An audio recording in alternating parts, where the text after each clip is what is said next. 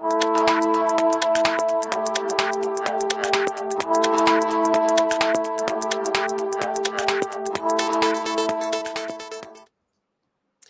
moneymakers, I'm Kalila Reynolds, and welcome to another episode of Taking Stock Live. We're bringing you all the latest business news and telling you how it will affect you and your money. Now, it has been a big week in business. The last few days, every minute something busts, starting with the BOJ cutting interest rates. Nigel is going to the IMF.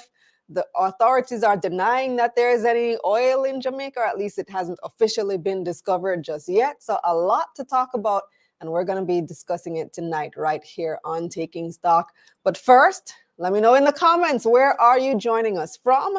What part of Jamaica and what part of the world? And up next, we have What's Hot in Business, followed by the show.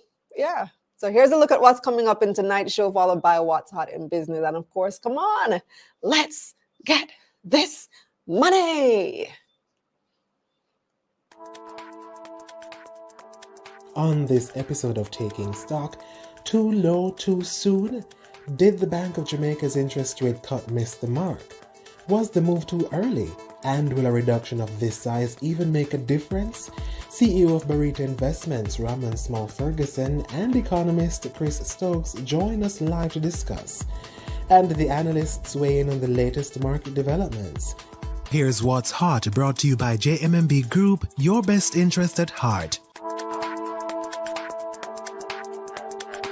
Finance Minister and Member of Parliament for St Andrew Northwestern, Dr. Nigel Clarke, has been tapped to become the International Monetary Fund's new Deputy Managing Director. That is the second highest post in the organization. Prime Minister Andrew Holness said that IMF Managing Director Kristalina Georgieva proposed Clarke's appointment. If appointed in October, Clarke will step down from both his government and parliamentary duties. Holness said he has already identified possible successors. The Prime Minister congratulated Clarke, noting that no Caribbean or Central American citizen has ever served the IMF at such a high level. Energy Minister Darrell Vaz says social media reports that oil has been discovered off Jamaica's shores are fake news.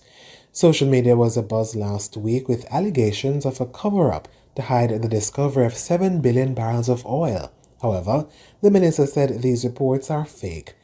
United Oil and Gas, the company with the license to explore for oil and gas off Jamaica's south coast, said it has identified fields off the coast of St. Elizabeth and Westmoreland that have massive potential. However, the company is still searching for investors to help fund the exploration.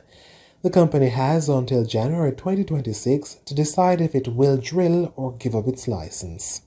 The Bank of Jamaica last week announced a much-anticipated decrease in its interest rate. The BOJ reduced its base interest rate to 6.75%, down from 7%. The central bank has held interest rate at 7% for 2 years to help combat inflation. The Office of Utilities Regulation says it has instructed the Jamaica Public Service Company to reduce some customers' bills in the next billing period. JPS has been under intense scrutiny since the passage of Hurricane Beryl in July. Customers have been complaining about exorbitant electricity charges that are inconsistent with their actual usage. The OUR said it had previously informed the utility company that a rate increase higher than 5% is considered a rate or bill shock. Fast fashion giant Shein is taking its rival Temu to court. Shein is accusing Temu of stealing designs, intellectual property infringement, and fraud. In the lawsuit filed in Washington, D.C., Shein alleges that Temu encourages its sellers to steal designs and that Temu keeps these infringing products on its site even after sellers admit to the theft. Temu officials spoke out against the lawsuit, calling it audacious, as Shein is currently facing similar accusations from brands like Levi Strauss and H&M. Hey! Perhaps I could be of some assistance.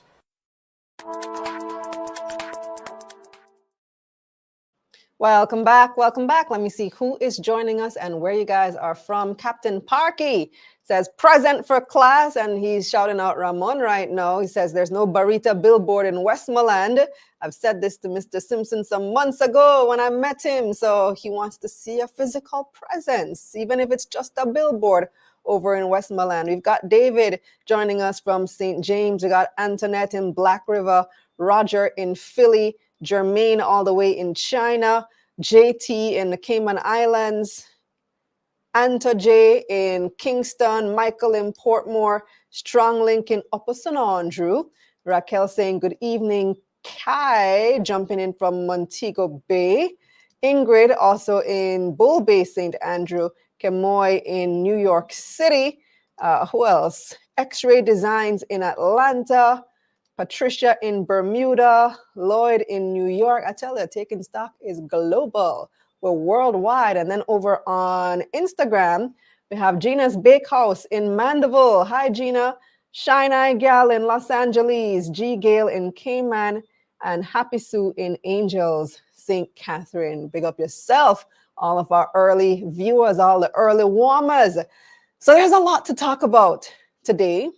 The big news being Dr. Nigel Clarke being appointed to the position of Deputy Managing Director of the IMF, one of the highest positions in one of the most powerful institutions in the entire world.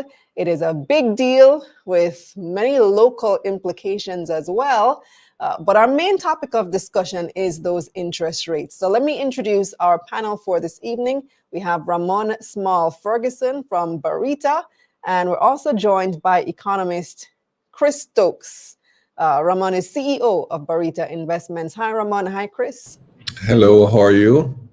Good, good. Hi, Kalila. On there. Okay, great. So before we get into, the interest rate discussion that we had planned, I want to get your reaction to Dr. Clarke being appointed as Deputy Managing Director of the IMF, starting with Ramon.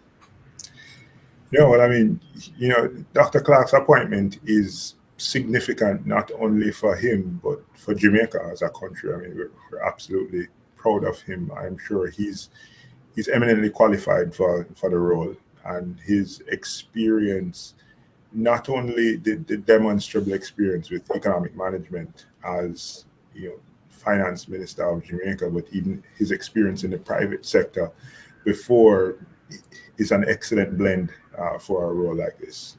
And I think what he's demonstrated here in Jamaica as finance minister is something that he can now proliferate on the global stage in this, as you have described it, very powerful position with the International Monetary Fund. So I mean, it's very historic for Jamaica and the region, and it shows that there is now an opportunity for representation for this region on that stage. So it's fantastic stuff.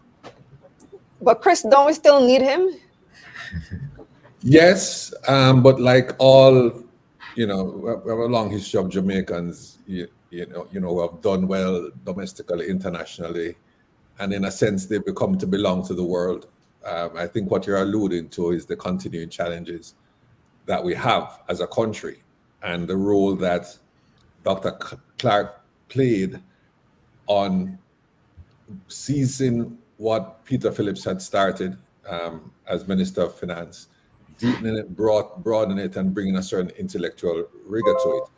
But let me say first, though, that you asked a question, a response, and it's a great deal of pride in the first place for a Jamaican to be elevated to that position, a Monroean to be elevated to that position. That's the first thing. You're from Monroe? What's that? You're from Monroe? Yes. Yes. All the Monroeans are proud yes. today. I tell you, proud book. A sense of relief and hope for the IMF that they seem now to be willing to hear and be more open to the voices of the persons that ostensibly they are trying to help. Yet none of them have been in very high positions. Right now, the other deputy managing directors will be from China, one from the US, one from Japan, and the lady Miss Sayed that's left. Oh, there's more than one deputy managing director? No, there are one at a high level and three others. But I'm saying one is from of those, one is from Japan, one is from China, one is from the US, and one was from Liberia. She's the one who is leaving. My point is that the countries that are borrowing and need help and restructuring are not among those at the decision-making table at that level. And it is good to see Dr. Clarke there now. And I think that's a good thing for the IMF to push back on a critique that it has justifiably been exposed to over many years. But Ramon, the IMF is traditionally run by the Europeans, while the United States runs the World Bank. So what is the likelihood that Dr. Clarke or somebody like him could ever be elevated to the highest position of managing director? So that's a very good question, right? I mean, I think this is unprecedented, as has been said, right? And it represents now an opportunity for merit to shine through. As I said, I mean, there's no argument that he's very well qualified for this. And as has been said, the perspective that he will bring from his former seat, well, his current seat, as finance minister of Jamaica. The fact is that Jamaica has been, I think, probably most representative of what the IMF's goals have been set out to be over the years. And consequent to that fact, he brings a unique perspective to the decision-making table, right? So I think, it will be important to see how he executes over the course of the next several years. And I think that will feed heavily into whether he is able to move from deputy to actual managing director. So we'll see. So before we move on, Chris, who should be the next finance minister? Well, that's one question. There's the other question, and perhaps a more relevant question now, is what is the best person to have in that position in the current political context? In a context where the Minister of Finance has to be an elected member of Parliament, where an election is not too far from now. I think that constrains both from a time frame perspective and the fact that you have to go through and you have to find a constituency. It constrains the pool that meets that criteria. We have, of course, heard of Favour Williams, CFA, former Minister of Road portfolio in the ministry. She has bravely taken on probably the hardest ministry to run outside of finance and the public service, which is education. There's no way to do a good job there. She has taken it on. I think she has the wherewithal to at least hold that position now. Is she in the long run the best person to be Minister of Finance and to follow what has been an outstanding act? I would reserve judgment on that, as I believe that there are many people out there who can put themselves forward and would be excellent candidates. Who you think it should be, Ramon? I mean, I thought Chris did a very good job in answering the question. But he never answered the question. That's why I think he did a good job. But it's very hard to fill a great man or a great woman's shoes. So, given how Dr. Clarke would have done, I think every choice probably presented in the near term would appear suboptimal in some way, shape, or form.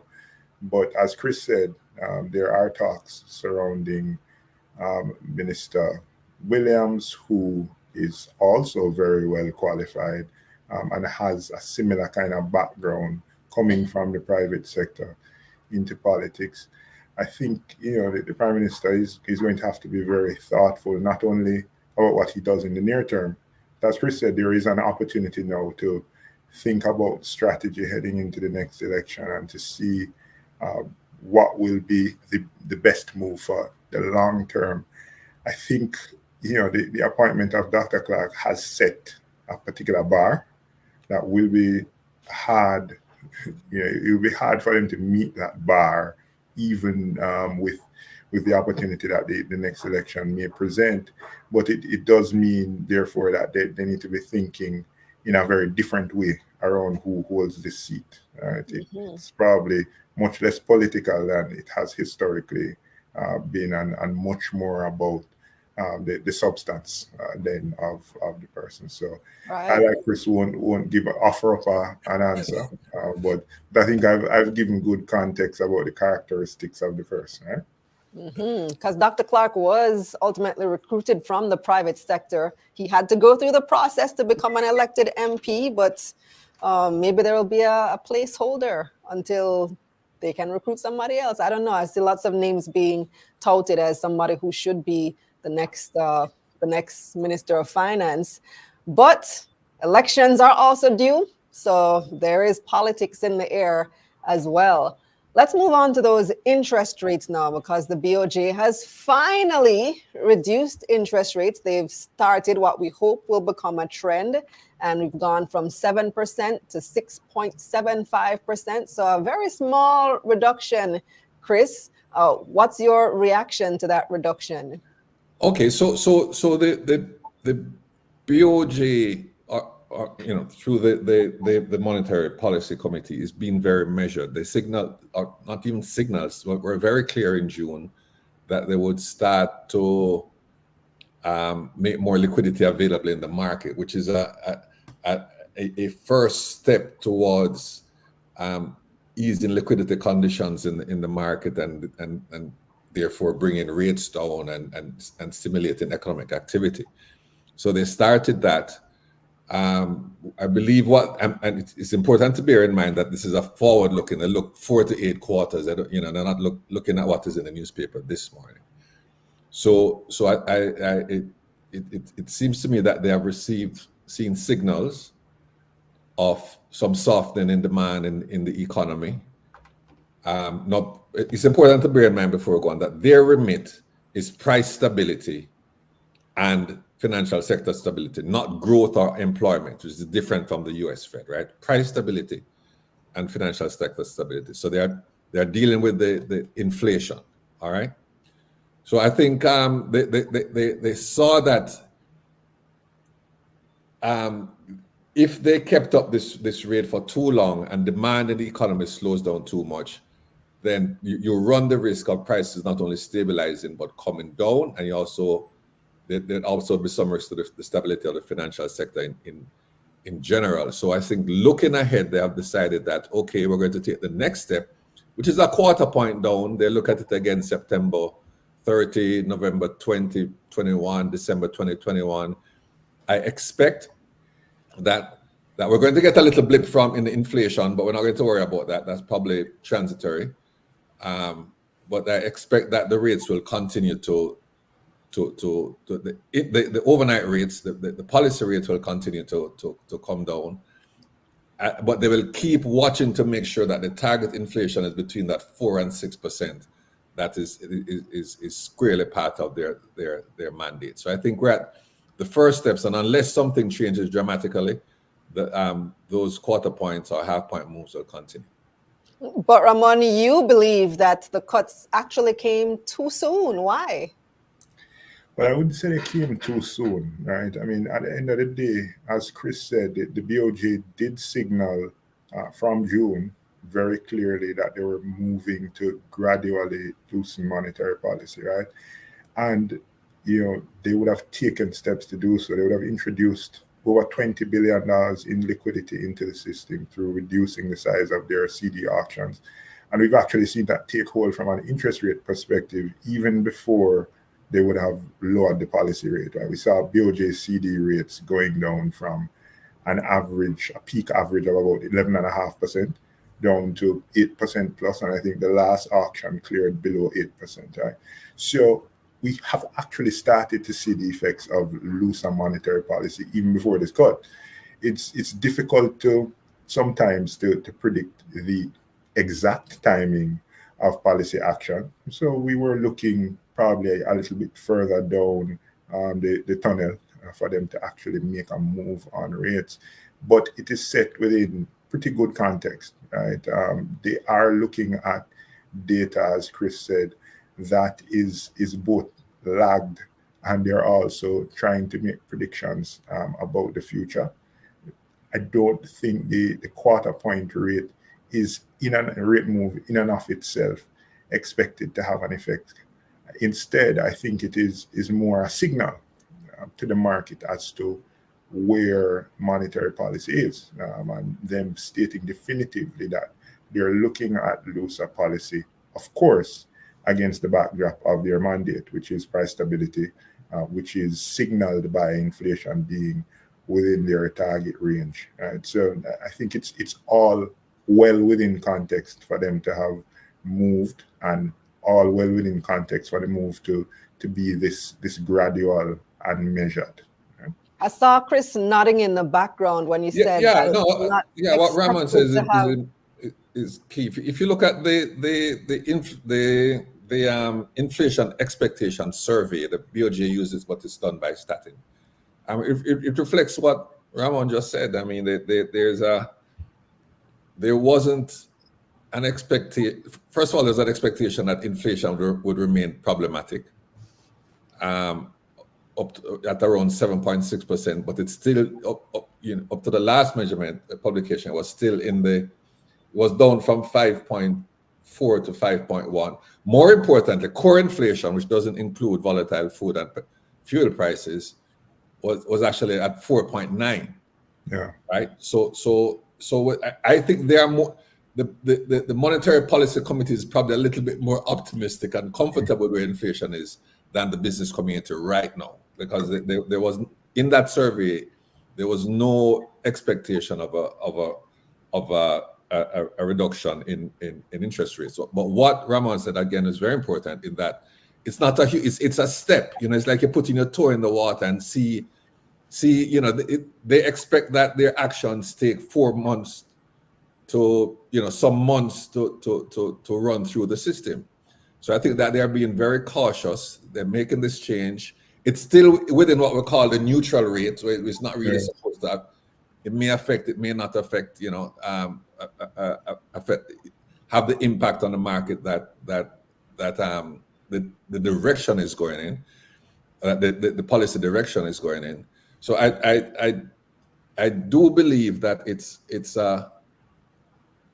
a step, and they will see what happens and decide on further steps. So I would be reluctant to say it's too much too soon. I think it's just a half a step in a direction, and they will see what happens. And it's not difficult to see it being reversed, frankly. It's hardly too much. It's hardly anything at all. It's 0.25%. Yeah. But another conversation that we've been having, Ramon, is the dollar, the exchange rate. As Lisa Hanna wrote an article about the spreads in one of the recent papers, and this conversation has resurged because I think we're now at 158 thereabouts to 1, so approaching the 160 mark, which is another psychological number for Jamaicans. What effect or what impact, if any, do interest rates have on the exchange rate? Yeah, sure. Very good question. So, just to talk a little bit about the direct connection between the interest rates and exchange rates, in economic theory, and it plays out in reality, interest rates tend to anchor exchange rates. So in other words, the practical effect is that if Jamaica has a much higher interest rate than, say, the United States, right, then the thought process, all else being equal, right, is that capital will either stay in Jamaica and in Jamaican dollars, or flow into Jamaica and into Jamaican dollars. And the effect of that is that the exchange rate will therefore either remain stable or potentially appreciate on the side of the Jamaican dollar, right? So as we have seen interest rates move up in the United States, we have seen interest rates move up in Jamaica. In fact, Jamaica actually started to raise rates before the Fed, right? Which is something that people seem to forget, even in speaking about this particular interest rate move down, the fact that there appears to be some decoupling when there really isn't decoupling, right? We're focused on our local factors and our local mandate vis-a-vis the Fed. So the general relationship between interest rates, it's relative, right? And to the extent that the various central banks get their relative rates right, then it will influence the direction of the exchange rate. Now, what we have seen recently is a bout of depreciation, and it's not unlike what we have seen before. in Jamaica, we have started to experience over the last several years what I describe as a two-way movement in the currency. Right? We have tended towards constant depreciation over time. In some instances, in what feels like a straight line. Right? Instead, what we have seen over the last few years is some depreciation, some appreciation, and the currency has remained relatively range bound, and it has actually responded very well to monetary policy and other central bank action. So I wouldn't be too perturbed by the recent bout of depreciation that we've seen in the currency. It's volatility, which is healthy for financial markets. It allows for a true market to develop, where it's not a situation where people feel confidence when they're only on one side of the currency. They're when they're invested in US dollars, for example. But instead, it's unpredictable. They're not sure whether their US dollar will be worth more Jamaican dollars a year from now. And that's very good for the maturity of our market and the maturity of our currency. Chris, is there any direct correlation between where interest rates are and where the way the currency moves? Yeah. Well, Ramon explained it very, very, very well. The return on U.S. assets versus Jamaican assets. If U.S. rates are higher relatively, then money will flow into the U.S. dollar. The demand for the U.S. dollars will increase, and therefore the price of the U.S. dollar will increase, and vice versa. If interest rates in Jamaica are higher, money comes from U.S. instruments into Jamaica, and you have some steadiness or even appreciation. So that is well accepted. But here's why I'm not worried. Our balance of payments remains relatively stable, a little positive, which is a good thing up to the last quarter. The interest rate differential between the U.S. assets and Jamaican assets relatively is not out of whack. Yeah. That would cause funds to rush in one direction or the other, and the sort of the shotgun under the bed is our international reserves, which stands at 5.3 billion. So we are well armed to fight any unwelcome depreciation or shocks that will cause some instability in the FX market.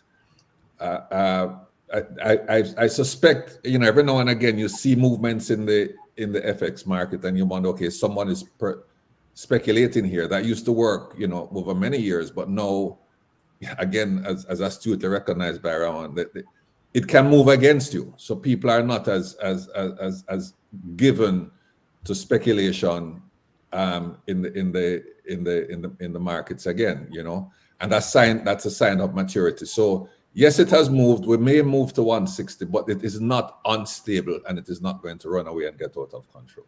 Mm-hmm. Now, before we wrap up, Ramon, I need to ask you to wear your Barita Investment CEO cap, because you're reporting some very impressive results. 98% increase in profits. This is for the quarter. Yes, third quarter. What drove this dramatic increase? And is it a one-off, or is it something that will be sustained? Yeah, good question, and thanks for it. So Q3 was a good one for us. We registered an 11% increase in our revenues relative to Q3 of last year, to 2.1 billion. And that was primarily driven by what we have described as a resurgence of traditional revenues. So everything is connected, right? The discussion about monetary policy just now is very instructive.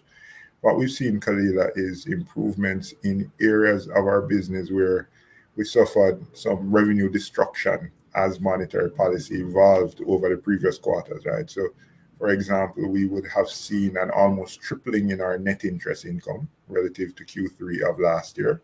We're generating more interest income relative to interest expense by virtue of the positive effects of our assets repricing to higher interest rates, and our liabilities either remaining stable or actually repricing down, as we've seen the previous quarters of interest rate stability, and now we're seeing interest rate declines.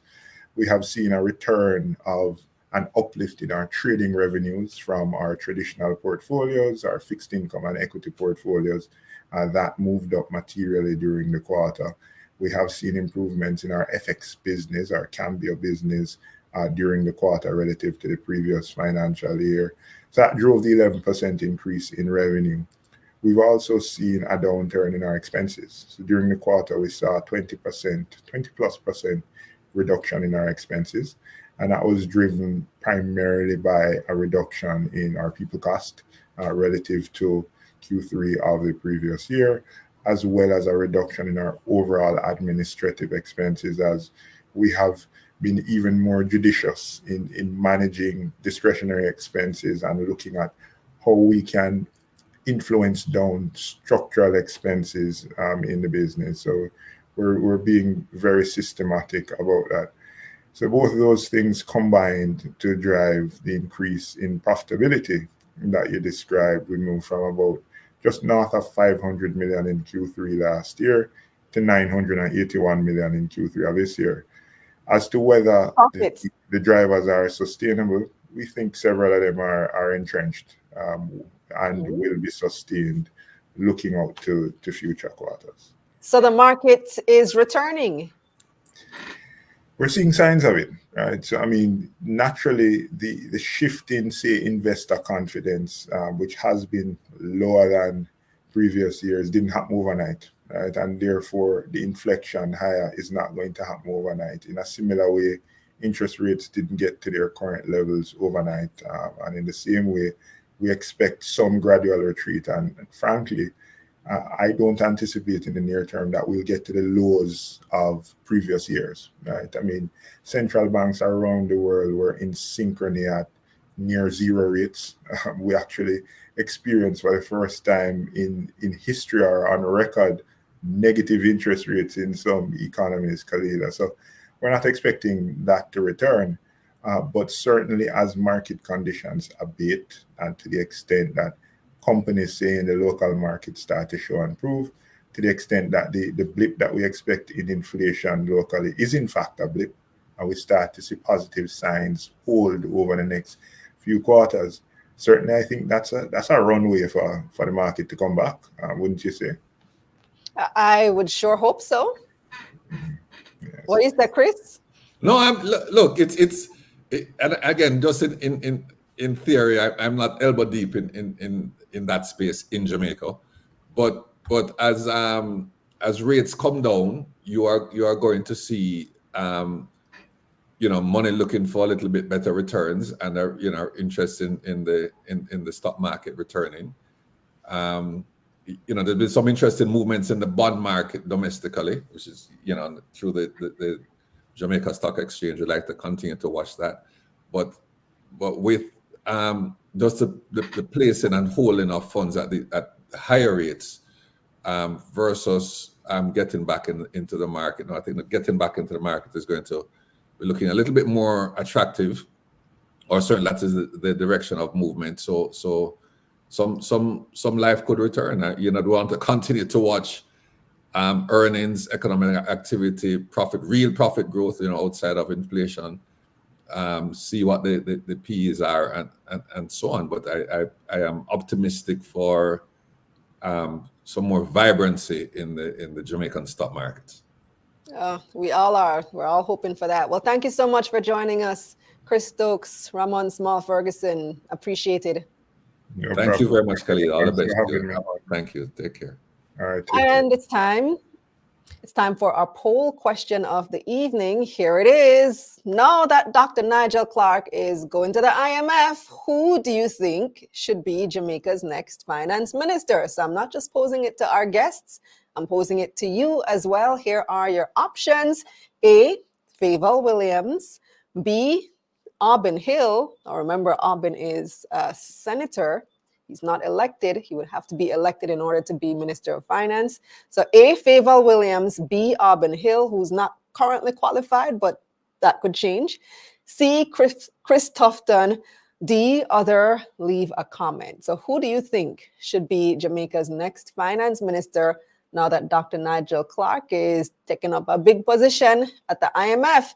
Take that poll on our Twitter page, on the community tab of our YouTube channel, or you can just leave a comment and let us know in the chat, who do you think should be Jamaica's next finance minister? Now, have you signed up for the Money Mission community just yet? Well, we have Money Mentorship coming up on Monday, September, is that the 5th? I think it's the 2nd, actually. Yep, Monday, September 2nd. So next week, Monday, the next money mentorship is coming up. And a lot of things are going to be happening starting September inside the community. Here's a look. You want to start budgeting, you want to start investing, you also want to start a business. Pick one. Which one? I think you should start with the budgeting. That feeds into the other two. The budgeting is all about the planning. Planning how you're going to spend your money, telling your money where to go, planning how much are you going to allocate towards investing, planning how much are you going to allocate towards starting up this business. Once you master that, then move on to the investing. And then once you master that, then move on to the business. So take it one at a time. Up next, we've got your market recap, and the analysts are standing by.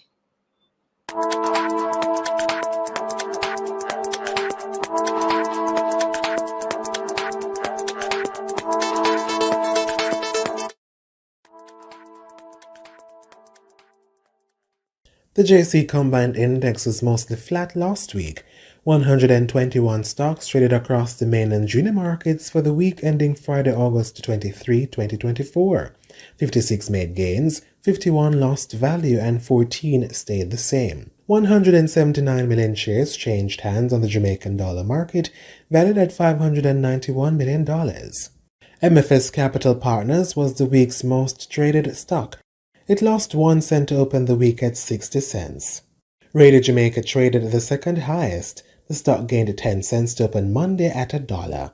And Edufocal rounded out last week's most traded with 11 million shares changing hands. The stock gained 6 cents to close the week at 40 cents. Now let's see who had the biggest gains for the week. Edufocal was also the market's biggest gain, up almost 18%. Caribbean Cream was the week's second biggest gain, up 13%. And Omni was up almost 13% to close the week at $1.07. On the losing side now, First Rock Real Estate Investment USD was the week's biggest loser.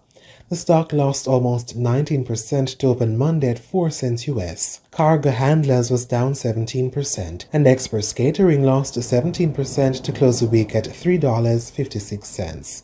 Over on the Trinidad and Tobago Stock Exchange, the composite index was flat last week. National Enterprises was the most traded stock. The stock gained 2 cents to open Monday at $3.07 TT. First Caribbean International Bank was the biggest gain of the week. The stock was up almost 5%, starting the week at $7.03 TT. And on the losing side, JMMB was down 7% to open Monday at $1.05. Over in the US, the Dow Jones, S&P 500, and the Nasdaq gained 1% last week. Motorists got a win at the pumps last week because gas prices fell $3.06, while regular diesel fell 84 cents and low sulfur diesel lost 85 cents. In foreign exchange, it took an average $158.46 Jamaican to purchase $1 last Friday. That's 20 cents more than the week before. Meanwhile, it took an average $116.78 Jamaican to purchase $1 Canadian. 1 British pound cost an average $202.61 Jamaican, and you could buy €1 for $179.24 Jamaican on average. Finally, on the crypto markets, Bitcoin prices were up almost 4% over the past 5 days, trading at $63,395 US on Monday. Ethereum prices were also up 4%, trading at $2,726 US on Monday. You need a plan. Your debt may seem insurmountable and your income too small, but you can do it, just like Anita. I had quite a number of debt from that master's program, and Kalila came to my organization. We had a session where she introduced us to how to budget, how to manage our money, and also how to invest. And through the tools that she gave us on that day, the tools and the templates that she provided me, I was able to set up my budget, organize my life, all my income streams, what my credit card debts are like, and how to manage that. And I was able to get out of debt by March the following year. I took approximately 5 months. And this was something I was struggling with for maybe about a year. And with Kalila's help through the money mission, I was able to get through that. Promise you that if you stick to the plan, your life will be dramatically better. Let's get this money. Disclaimer: this is not intended as financial advice. Please consult a licensed financial advisor before making investment decisions.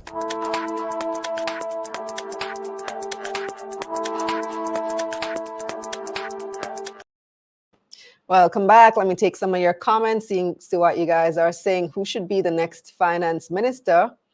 Garfield said that I should do better than Chris and tell us the names that I've heard to replace Dr. Clarke. Well, remember, there are only so many people who are eligible because you have to be an elected MP. So naturally, it's likely to be somebody who's already in the cabinet who is not a senator, somebody who is elected. Unbothered says Ramon for finance minister. So Ramon Small-Ferguson, you have a vote. Somebody wants you to be recruited from the finance sector, from the private sector, and enter into politics, representational politics. Let me see who else. Who are people saying in the comments? Raymond says Chris Tufton. Jay says Orville Hill. You're recommending, I don't know who Orville Hill is. Who's Orville Hill? Terry says that I should consider it. How about you, Kalila? I think you'd also make history as Jamaica's first female finance minister. A, that would require me to enter representational politics, which is a hard no. B, I don't need the stress in my life from either politics or being finance minister. C, not qualified. I'm going to say that right off the bat. That is not my forte, especially coming from the massive shoes, which are Dr. Nigel Clarke. No, that's just a hard no. I don't see anybody else offering any other suggestions. Interestingly, why are you guys staying away? Nobody wants to comment. Nobody wants to say who you think should be the next finance minister. Is it that sensitive of a topic? Wow. Interesting. Well, I'm going to see what the poll results reveal later because that's anonymous. So let's see what the people are saying. Well, time now for the analyst. We have one analyst this evening, and he's a newbie to the show. Joining me tonight is Gafar Ellis, who's the CEO and co-founder of Apply 3D. Hi, Gafar. Hi, Kalila. Pleasant good night. Pleasant good night to the audience as well. Good night, everyone. Actually, you have been on the show once before, haven't you? One time. Yes, ma'am. Yes, I do remember. Tonight, we're talking about value investing, specifically in the creative industries. And it's very interesting to me that you chose this particular topic because the creative industries are one of those industries that kind of taboo and kind of risky to invest in. Even though there is a lot of opportunity, it's also seen as being high risk. But then again, high risk, high reward.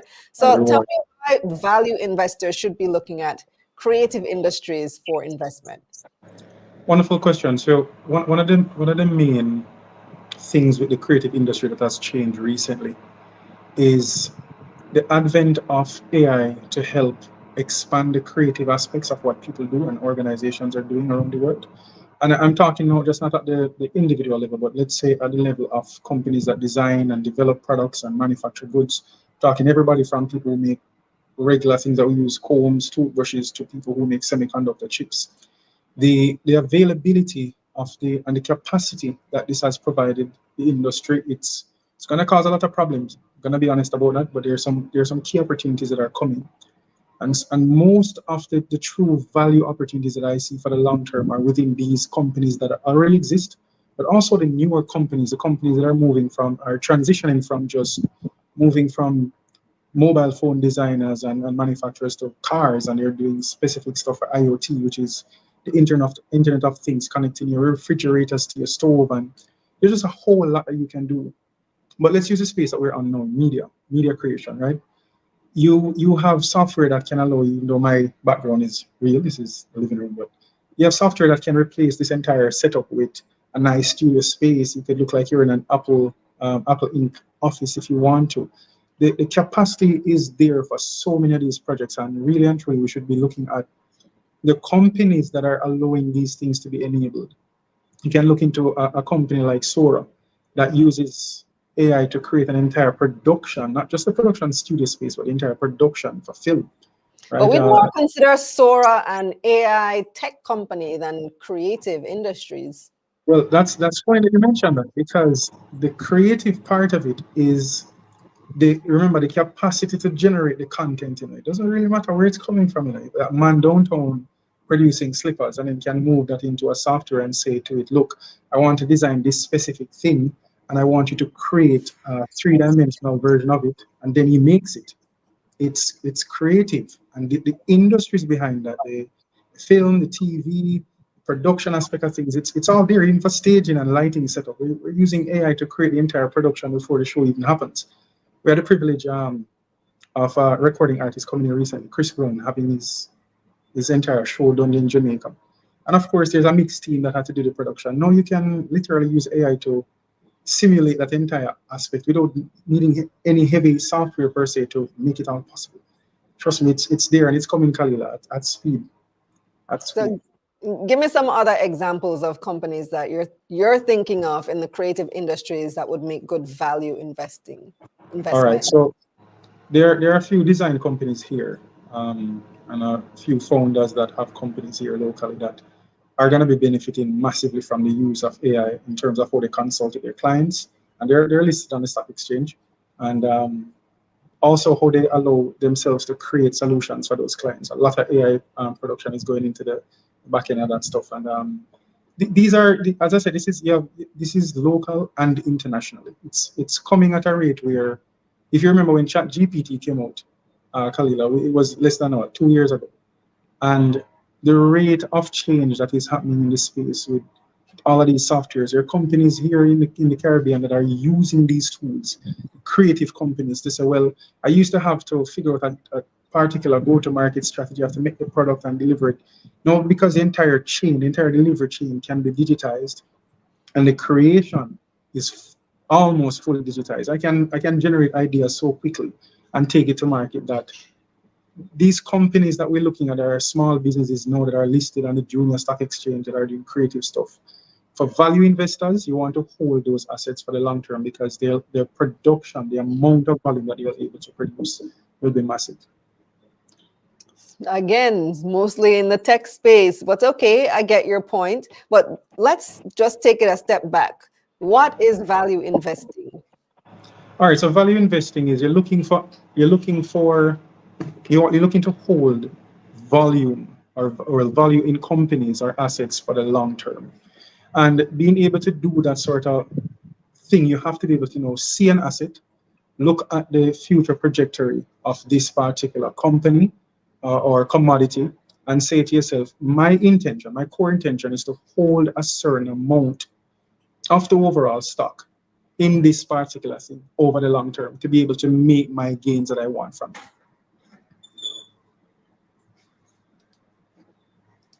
And so Warren Buffett, for example, is a very famous value investor. So yes. What is the benefit of that type of investing versus other types of investing? Well, the key value to being a value investor, one, you're using time as your master. So the aim is, over time, you want something that's moving from here upward to the right over time. In between, there's a lot of this, right? But the reason why you're looking for things that have long-term value, must be able to provide a benefit to an audience over that duration of time and will always be in demand. So that's something that's very valuable, something that will always be in demand, something that will consistently be demanded over that duration of time. And I just happen to want to be a value investor to hold on to that asset for that duration. Warren Buffett is one of those people who will invest in something through Berkshire Hathaway, which is his corporation, for those of you guys who are aware or don't know. And what he'll do is he'll be looking for things that, it could be a little lady who, she came over into America and she started a furniture manufacturing company that happens to have this exceptional customer experience for everybody that she sells to. She was looking to sell that business. Well, he supported that lady. He took it on under Berkshire, but that company still exists to this day. Sells furniture to this day. Something that most people may not think is highly competitive, but the value that company has brought in, profound. Let's use another company that's quite familiar, Coca-Cola. Warren Buffett earns every time a bottle of Coca-Cola gets sold to this day, right? The U.S. electric grid is one of the largest investors in that industry.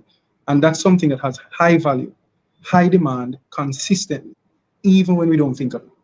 So those are the things that value investors look for, the things that hold on to those those high demand needs over time and will bring you gains. So let's look back at, so tying this back into your main point about, value investing in the creative industries, looking at those industries that have long-term growth potential that you're going to hold for the long term. What are the key factors that we need to be looking at? I imagine that strong intellectual property must be one. Yes. Intellectual property, digital rights management. Let me just step outside of tech for a bit, but like order fulfillment in e-commerce, there is a lot of value there. We have people now figuring out that. I watched one of your episodes where there's a YouTuber who was expressing to people that it's very possible to just order from Amazon and have that sort of stuff in Jamaica. Well, for a lot of the smaller shipping companies that are here, the Denny Shipping, and just calling names, not because I'm affiliated, there's no affiliation, but I've used services like these that is a viable company that has been offering very good value to Jamaica. They have hubs in New York and other states in America, and they're expanding their business. Now, if you're looking at this as a value investor, you say to yourself, okay, how many of these companies are holding the foundation of this industry? And which ones, as you mentioned, key factors, which ones have been doing this the most consistently, been able to stay profitable, and is looking to expand their customer base to offer even more value in terms of service. As an investor, look into those industries because they're going to keep growing. We're not going to lose our demand for consumer goods anytime now. And as the two previous gentlemen were sharing, the industry within the macroeconomic scene is growing. There's money. We're looking like we're generating money now at a good growth rate. And what do people do with money when they have it? We spend it, we travel, we expand the mind, and we buy things. And those industries are keen in terms of offering value. And there's a lot of opportunities there for the long term. Orville says that he thinks you're alluding to one-on-one. Were you? Not necessarily one-on-one, no, but just in general. I'm trying not to pick anybody specifically, but just saying as a long term, in terms of value investing, as the question was posed, Orville, it's just looking for those opportunities that offer long-term value. That's what my answer is based around, not necessarily one-on-one. Roswell says, how well do we understand the company, its industry, that is important? That's an important factor to keep when looking to buy volume in an industry. Yeah. You could look at it like that. For example, in the last time I was on the show, Khalila, we spoke about crypto, right? And we had a discussion around Bitcoin and stuff like that. But one of the key things to look forward to in that industry is how much value do you want to create? As you said, interestingly, separating a company from the industry. A company in the cryptocurrency space would be something like Coinbase or Kraken, one of those cryptocurrency platforms. And then you have the Bitcoin itself, which is an entire asset class on its own. It's literally the major stakeholder in the industry. And you could buy Bitcoin independently, but you could also buy value in Coinbase and hold that if you believe Coinbase is going to remain as one of the prominent platforms in cryptocurrency that allow people to buy, sell, swap, and stake and store. So you're able to take value on both sides. But yes, he's correct. There is some differences between just the company and the industry itself. So are there any local companies right now in Jamaica that would fit your criteria? No. And I say that strong no, not because there aren't any companies, but for what I do know and what I'm looking to do, our biggest issue that we still have is, our international relations, like, order clearances for financial payments and certain restrictions in how much money is moved from point A to point B, international clearance now. We don't have the policy, nor have we even recognized crypto as a proper industry as yet. It doesn't mean people aren't doing it, but it's not formidable yet. So they're creative people trying to build solutions. Yes. Do I see the greater ones coming out of Jamaica right now? Not yet, right? But there's some there. We've had BITT.com, BIT, A couple of years ago when I was at Startup Jamaica, there's a company called Bit, and they allowed you to do transactions with Bitcoin and clearances locally in the Caribbean and everything. And I really love that business. But I've heard that they've shifted mostly to consulting now than offering direct end user consumer solutions. So I don't see a company in Jamaica yet, and I'm saying yet because I know they're coming. I don't see a company yet in Jamaica that's offering certain stuff in the cryptocurrency industry that are favorable to what people like myself and others practice on a daily. Well, I see some names being called in the chat, but none of these are listed companies. So I see Sean saying companies like GiftMe with its unique selling point is an example of that type of investing. Wonderful company, by the way. Wonderful company. Let me see who else. I saw somebody else. Sean again says Amber Group. We had Amber on as well. Mm-hmm. They do a lot in tech. Both yes, they do a GiftMe lot in tech companies, really.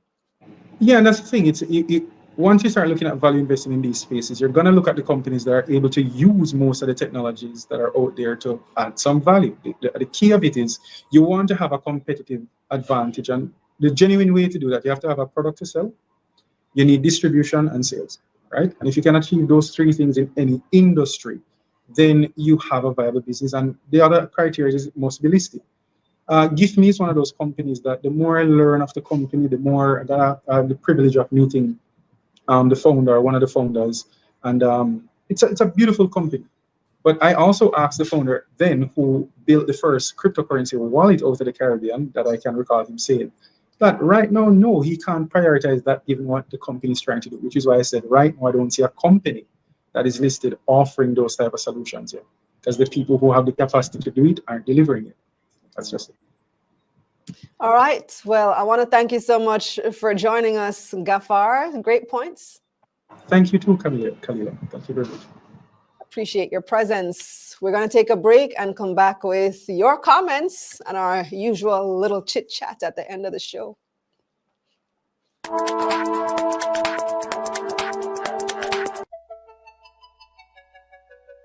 Butterfly in the sky. What? I can go twice as high. If you've always wanted to invest in an IPO but you weren't sure what to look for, take my Investing for Beginners Masterclass. Comment investing and I'll send you the link. Let's get this money. Welcome back. Let's take a look at the comments, and many of them there are. Strong Link commenting on the interest rate discussion, saying can't ignore the impact of Beryl in the interest rate determination too, and that's a fact. Roger wanted to know if we'll be seeing the price reduction in the supermarket, not on those fruits and vegetables anytime soon because of Beryl. So yeah, gotta wait on that one. Roswell saying Barita has a nice dividend. There are other companies making more profit and not paying so handsomely good management. Neville says Faval Williams will hold a spot until after the election. David says Mr. Hill, Jay. So I didn't realize. So I was like, who is Orville Hill? He meant to say Arbin Hill. I didn't realize it. Sorry, Jay, my bad. Well, you're bad because you didn't spell a man name, give him a completely different name. Terry said he was just being facetious when he suggested that I be Minister of Finance. Okay, thank you, Terry. Earl says, what about Keith Duncan as an outsider for finance minister? Also, what about Mr. Clarke's deputy? You know, I completely forgot that there was a deputy, not really deputy. He is Minister of State in the Ministry of Finance and the Public Service, and that person is Xavier Main. And let me share screen and just show you, for those of you who are not familiar, because he's not one of the more forward-facing ministers, like I said, state minister. This is Xavier Main. He is a Jamaican-born attorney at law, businessman, and member of parliament for Southwest St. Anne. He's Minister of State in the Ministry of Finance and the Public Service. Before that, he was Minister of State in the Ministry of National Security. I think he is a first-time MP, so he is fairly new to politics. He went to the University of London and Norman Manley Law School, which he finished in 2008. He has a bachelor's in science in pure and food chemistry. He's worked in private and public sectors, including trade board, racing commission, factories, corporation, to name a few. And so that's Xavier Main, who's currently the state minister in the Ministry of Finance. I highly doubt that he would become the next Minister of Finance. I think that they're going to go for somebody more senior in position. Let me see who else you guys are suggesting. Okay, other comments. Sean saying, so you need to look out for how a company is innovating or driving an industry or niche. Basically, yeah. Shell says, another AI hype by an outsider. AI is nowhere near what the hyper claims. Listen to actual AI coders too, not people who recite, just like Amazon fool the sheep, but AI, it's AI store. I don't know about that, Shells. AI is moving at a rapid pace. Every time you get used to a new chat GPT, the new versions are out. Remember, chat GPT has only been around less than 2 years. It's late 2022, chat GPT came out, and they're already at GPT-4.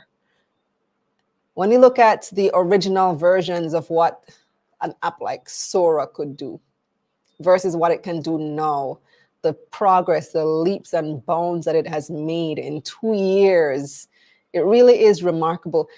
Has anybody watched this show on Netflix called Three Body Problem? Three Body Problem on Netflix. It's kind of science fiction-y.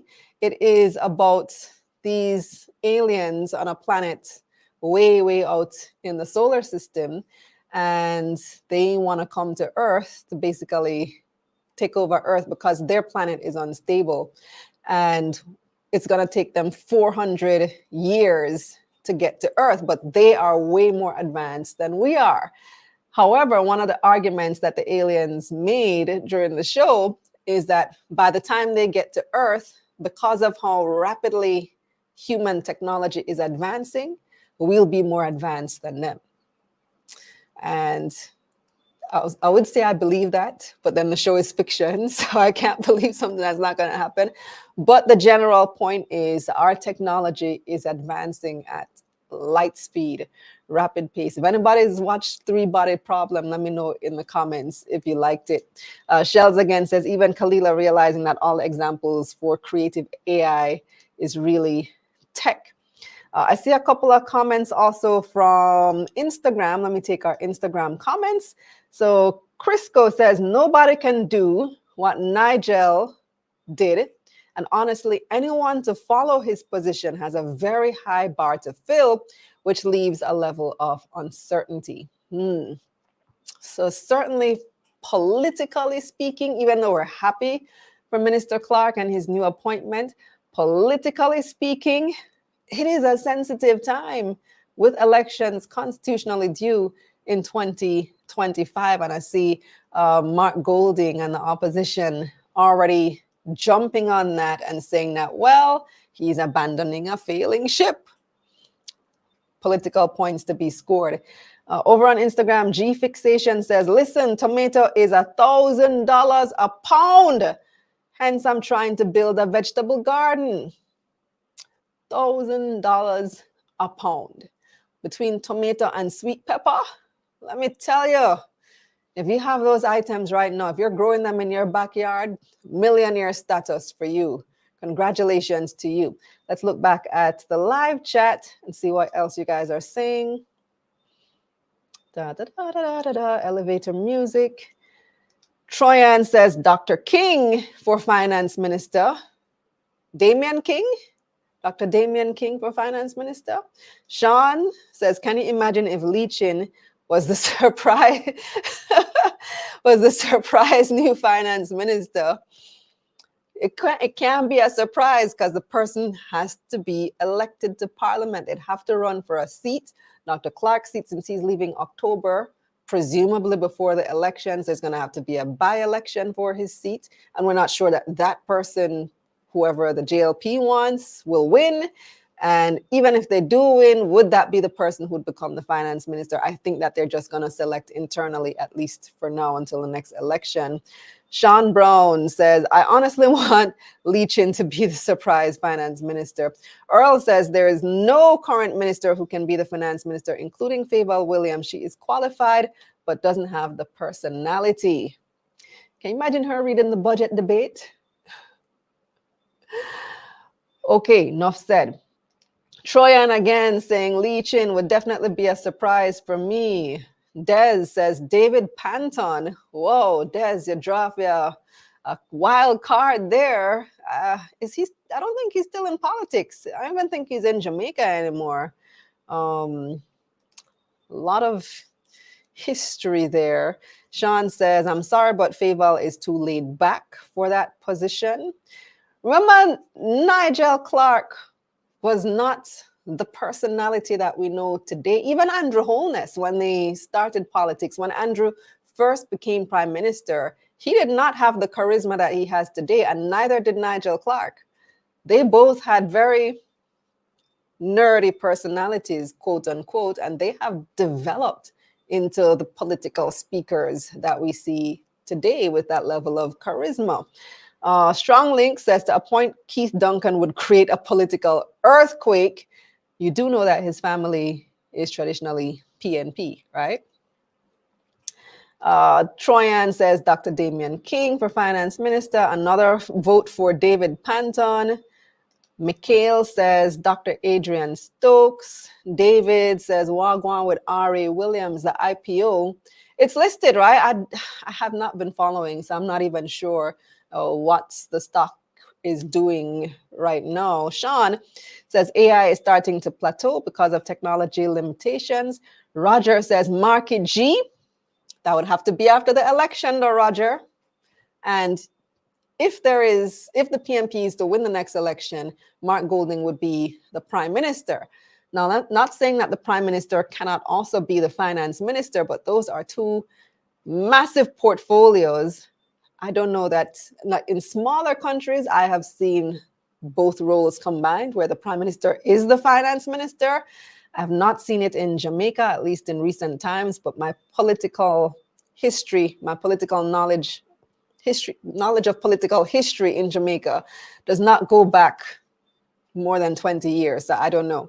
Maybe there has been a combined role in the past, but right now I feel like those would be two portfolios that are just too big for Mark to be PM and finance minister at the same time, although he was the opposition spokesman on finance for quite some time within the PNP before getting the position as party leader.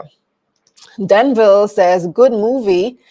Got me on edge though. Artificial general intelligence and becoming sentient just have me on edge, Aya. Glad you liked it, Denville. Strong Link says our technology will soon consume us all. Shell says people without computer science degrees and experience are not AI expert. They're reciting, they're not writing codes, but people can drink the Kool-Aid. Sean, again, I honestly think Nigel just come to do housekeeping and then left. He really just did what needed to be done and what no politician wanted to do. That is quite a good theory, actually. He was recruited from the private sector to do a job. There may well have been a time code on his performance or his time within the private sector. Maybe he did indeed say, I will give you 10 years and then I'm going back to my private sector work, doing the public good, and now gone to do a global job. Neville says Gary Sinclair would be a good fit, but I doubt if he would take the position. Interesting choice. Gary Sinclair, formerly of Flow, formerly of, where else has he's been in many positions in many private sector businesses. Lanezra says stock price of tomato way up. Now is the time to sell if you have, for sure. Mikhail said the PM said he's looking for talent. David commenting on 3-body problem. Lanesra recommending Richard Biles for finance minister. Another interesting choice. Des said today the PM hinted at an outside person for finance minister. Okay, where was that? I didn't see that. I missed that bit of news. I know everybody is speculating, but what did he say and where? I want to know. Noel says, I hope they get somebody very educated and qualified and experienced. Mikhail, thank you. I did say my political history is not that extensive. He said Edward Siaga was PM and finance minister. Okay. And Neville also pointing it out as well, that he was PM and finance minister. Terry saying the same, that Edward Siaga was and did very well. Strong Link wants to know if Mia Motley is the finance minister of Barbados. I don't know. Let me Google that real quick. Barbados Minister of Finance. I know it happens a lot in small countries. No. So the Minister of Finance in Barbados is Ryan Strawn, not Mia Motley. So they've separated the roles. Noel says, I hope they get someone not only with capital sense, but with common sense. I like that one. And Sean wants to know if I think Nigel leaving will affect the stock market and how. Interesting. I haven't thought of that. Would Nigel leaving affect the stock market and how? So I do think that it may have an impact on business confidence. However, that also depends on who is ultimately appointed and what level of confidence the public have in the new Minister of Finance. But it could have an impact on business confidence, and business confidence tends to also have an impact on, where different things go, how businesses are going to price, what confidence do they have in the economy, what confidence do they have in the stability of the dollar, for example. And yeah, it could potentially have an impact. I don't think it will be a huge impact. So Mikhail giving me some indication. Mikhail saying the PM was at the handing over ceremony for 100 JTC buses today, and that's where he said he's looking for talent. Oh, okay. But does he mean specifically for finance minister though? Because he said that they've already, in the press release, he said they've already identified replacements. And maybe he's looking for talent for Nigel's constituency, because like I said, there is going to need to be a by-election. And Jamar says, how do you feel about Nigel leaving? Kalila, you want to know how I feel personally? I do think that Nigel Clarke is the best finance minister Jamaica's ever had, especially in modern times. He has ushered Jamaica, transitioned us through a really difficult period. The man is extremely bright and he has huge shoes to fill. And I'm sad to see him go. However, I can see and be happy for somebody, even though I'm sad to see them go from the role that they currently have. It's like trying to hold on to, even in business, right? You have employees who are just exceptional and you want to hold on to them because you just love what they do. But if they get a better opportunity, I'm going to be happy for them, So it's kind of like that. And especially because the better opportunity is making a global impact and giving a voice to the countries like Jamaica, who typically have not been represented at an organization such as the IMF. Like we said in the conversation, the IMF is traditionally run by European nations. So we see the current managing director, Georgina, what's her name again? Can't remember. And then previous one, Christine Lagarde, is from France. And traditionally, they have been from Europe, and we have not had representation. So to have somebody from our region, our very own Nigel Clarke, be that person to provide the representation, and not just representation for representation's sake, but somebody who has the knowledge, who has the experience, somebody who has transitioned Jamaica using the IMF model. I mean, excellent choice. I can't help but be happy for him, even though we will miss him. Strong Link says, you have to let your inner child go sooner or later too, Cal. That's life. Yep. All right. Well, we're going to leave it there for this evening. I see more comments coming in. Clearly, this is a very hot topic for this evening. I said I was going to make some videos tonight after the show to post for tomorrow, but we'll see. You know, you guys always get the scoop from me. Anything that you want to know, you can just ask me here face to face, even before the rest of the public gets it. That's why I like talking to you guys on a Tuesday night. That is our show for this evening. Thank you all for tuning in. Thank you so much for watching.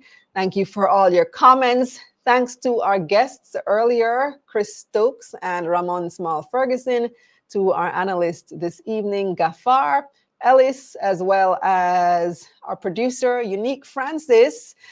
Oh, tonight is our final evening with Unique. So speaking of that analogy of great employees moving on to higher things, Unique is moving on, and Unique has been amazing to work with. So congratulations on your new opportunity, Unique. You guys don't really get to interact with her because she is behind the scenes, making sure that the show flows seamlessly, making sure that we have guests for the show, calling them, harassing them if needs be, to make sure that they come on and that they're on time, that their lighting is good, their audio is good, researching the scripts. A lot of effort really goes into producing this show every single week. And for the past, how many months now? Around what, December maybe? January, about 8 months or so. Unique has been the person who has made that happen. So thank you so much, Unique. I want to salute you this evening. It is your final show. If you don't mind, you want to open up your mic and tell the people hi and bye. Put you on the spot. Hi, everybody. Thanks, Kalila. Bye, everybody. It's been awesome. All right. Unique Francis is going on to higher things. Thank you guys so much. Thanks to the entire production team for making it happen. We'll be here again next week with another awesome episode. Until then, guys, stay safe and let's get this money.